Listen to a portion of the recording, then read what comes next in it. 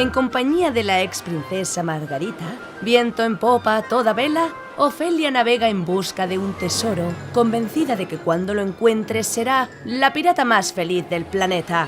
Junto a ellas, viento en popa a toda vela, pondremos rumbo a la isla de los corales para vivir aventuras en una divertida historia que nos hará cosquillas por dentro y nos desvelará el verdadero secreto de la felicidad. Grumetes, todos a bordo del Salmonete. Comienza la travesía por los mares de un nuevo álbum ilustrado, El tesoro de Ofelia. Por los bigotes de una gamba, si el texto es cosa de Carmen Gil, famosa pirata de las letras a uno y otro lado de las páginas de los cuentos. Por la concha de una almeja, ¿no son esas las ilustraciones del bucanero Miguel?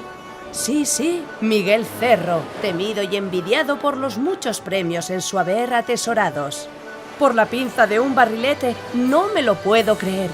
Todos navegan bajo la bandera de Amigos de Papel.